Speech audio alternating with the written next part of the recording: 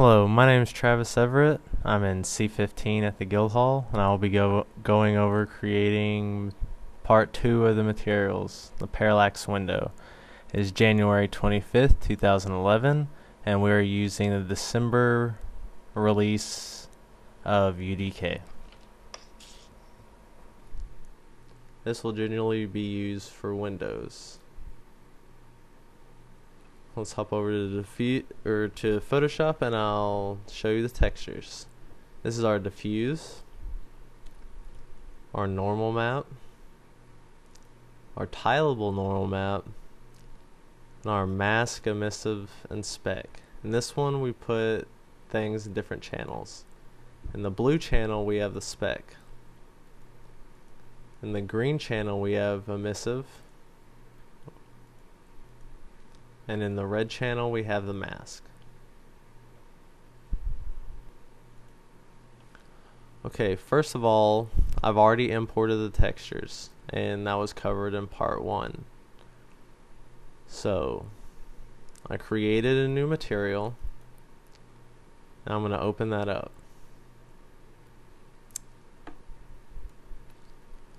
We'll start off with the diffuse. We'll go over to the content browser, make sure we have the diffuse selected, and create a texture sample.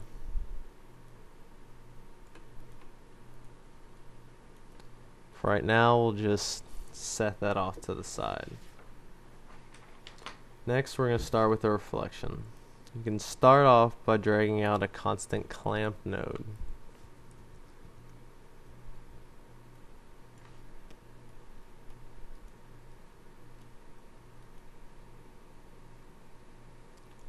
Make sure on this one you set the max number to 0.3. This is basically how strong the reflections will be. So you can mess with the number, but I found that 0.3 worked pretty well. Now we're going to add in a texture sample of the mask, emissive, and speck.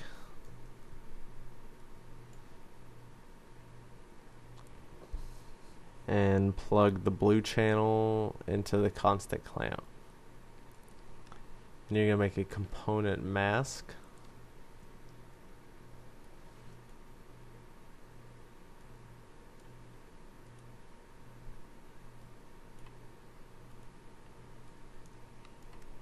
And on this one, make sure the R and the G are selected. They are all by default. This sets it to XY coordinates. And then we're going to make a camera vector and plug that into the mask. And that is the reflection setup. And we'll plug everything in at the end. Next, we're going to move on to making the parallax. We're going to make a multiply, and then a vector parameter.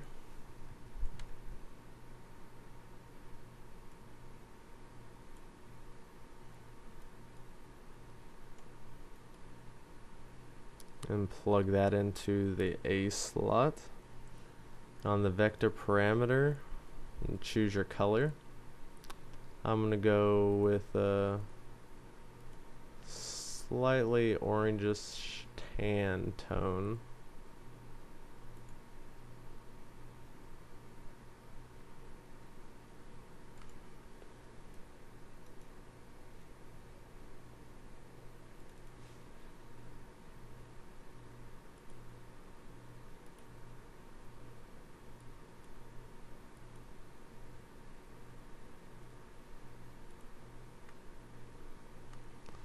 And this is the color that will show in the window, so you can set that to anything you'd like. And you can use the color picker or the R, G, B, and A if you want to mess with the numbers. Then we'll drag out a texture sample of the mask, emissive, and speck, and plug the green channel into the B slot of the multiply. Then we'll drag out a bump offset.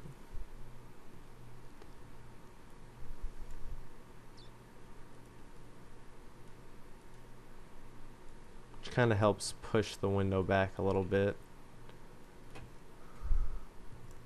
And then we'll drag out a constant and plug that into the height. And now this is what really gives it the depth. And you want to go with a negative number. I'm going to go with -8, but you can just play around with those numbers and see what you like. But a negative number for this works very well.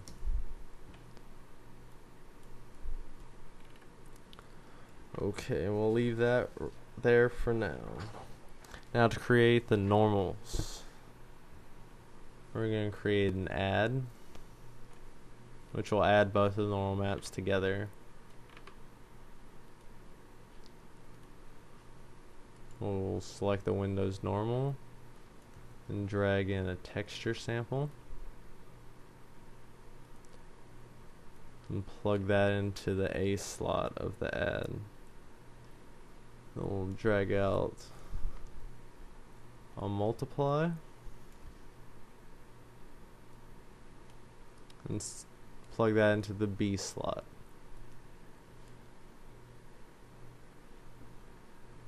Now we'll go with the tileable texture normal and drag out a texture sample and plug that into the A slot of the multiply.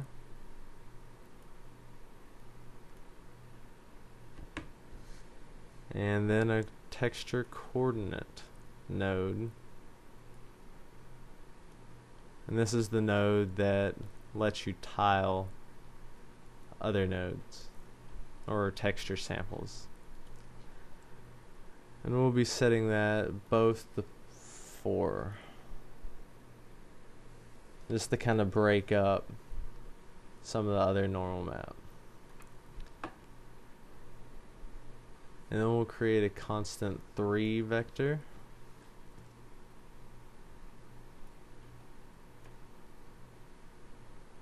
And plug that into the B slot of multiply. And we'll set this node at 1, 1, 0. And this will set it to a yellow color, so it will take out the blue channel of the tileable texture map, because if you don't do that, then it can make the normal maps a little dull. Okay, now to put everything together, you can create a linear interpolate node, also known as lerp.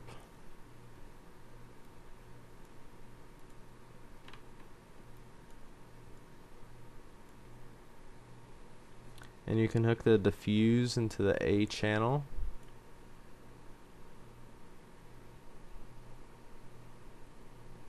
The reflection into the B channel.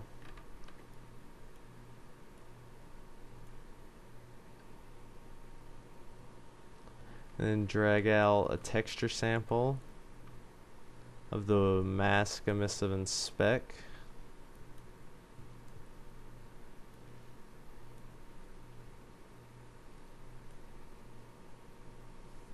And hook the red channel into the alpha of the linear interpolate, the blue into the specular channel, and hook the linear interpolate into the diffuse channel.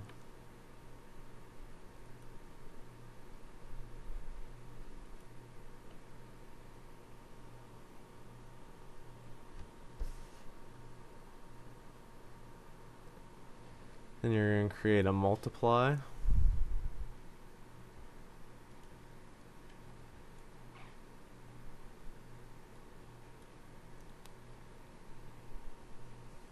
And hook the multiply into the emissive.